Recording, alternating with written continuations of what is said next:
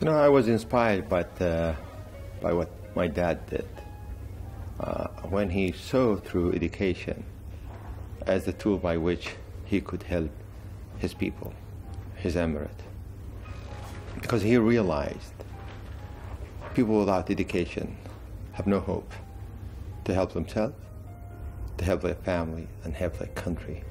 So the thing I thought I could contribute, you know, learning from what he did when he had nothing, is to do the little thing I thought, to create a foundation which will somehow help those who are willing, gifted, to help them to be better educated. On the other hand, too, to enable those, you know, very top students in the world who are interested to come to the Emirates here and invest their time, their knowledge, to study about the Emirates here, to allow us to get these kind of brains to come here. On the other hand, you know, education is like raising a child, so it's not over 1 month or 1 year, several years. So I thought about it is how to create the means by which we can empower and change the teacher to be a better teacher, by in turn empower the student to be a better student. That is not going to happen over 1 day, 1 week, 1 month. It is a lifelong. So the foundation, you know, has been helpful. Targeted is how to create, you know, better teachers, better students, better outcome for, and to get the research by which we learn how we can do better in education and any other public policy issues. The scholarship is geared for those who prove to us that they want to study, and the very simple matter for us is by their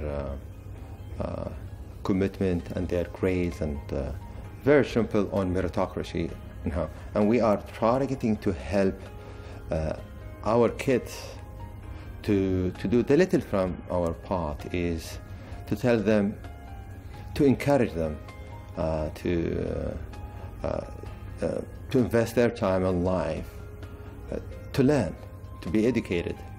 And if we take one, allow them or encourage them to have one small step, we believe they will discover the value of education.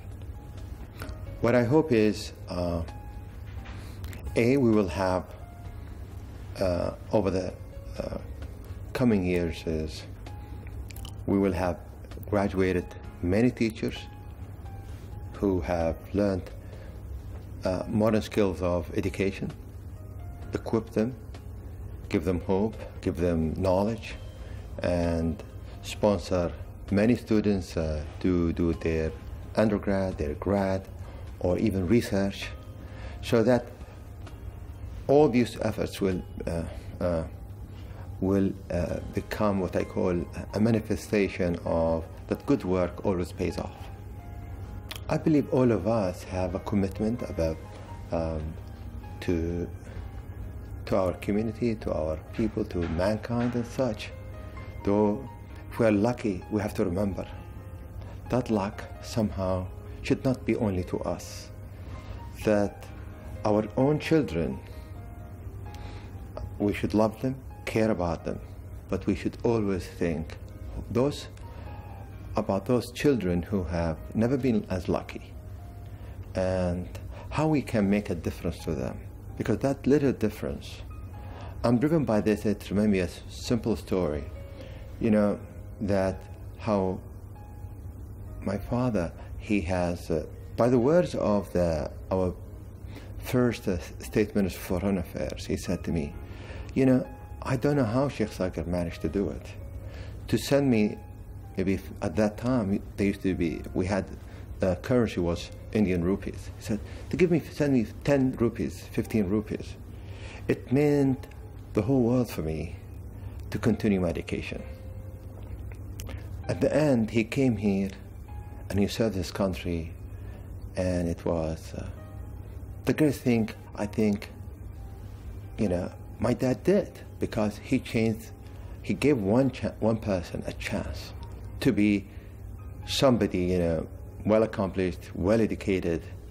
Without that little help, he said, I wouldn't be able to do it. I think how we can be that little help to everyone to be better. The best thing I expect of my children, the one thing I want them to be for my children, is to be themselves.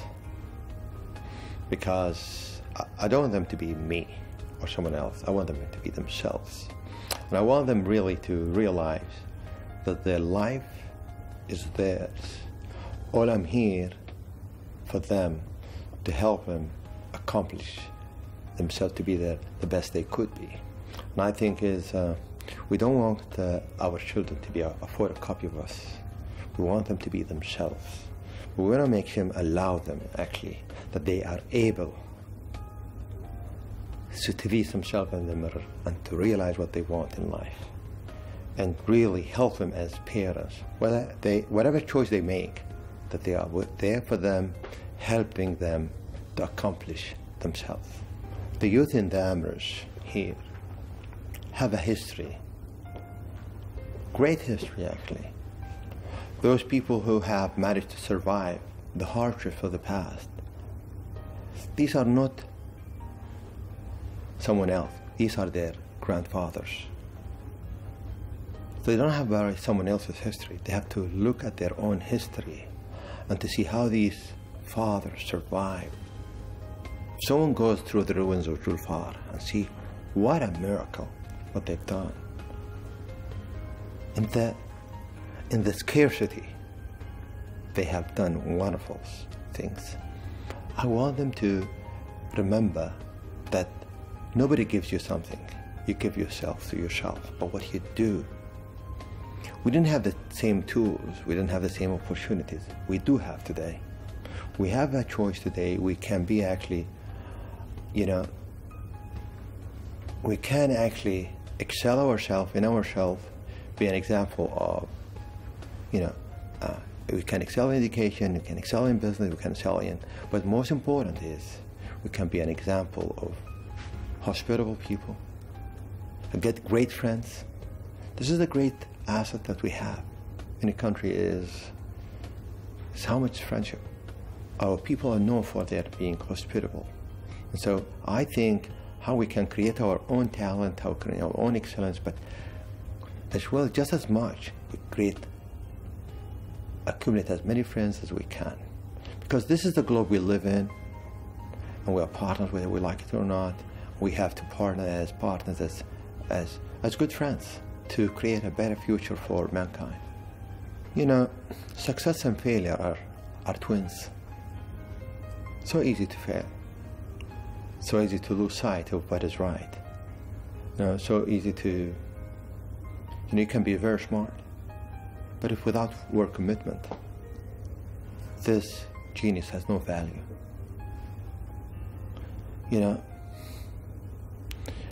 Nothing happens by its own. So people have to remember they are the center of gravity. They are the one who makes a difference. So I hope this message is crystal clear to them. I'm confident though, because I see the young men and women every day, and I see that they have,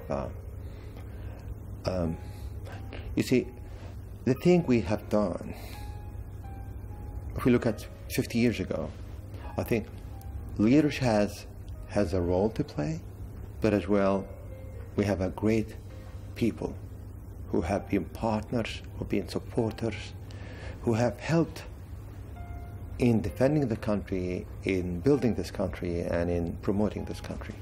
The people of Ras Al Khaimah lived and prospered and survived actually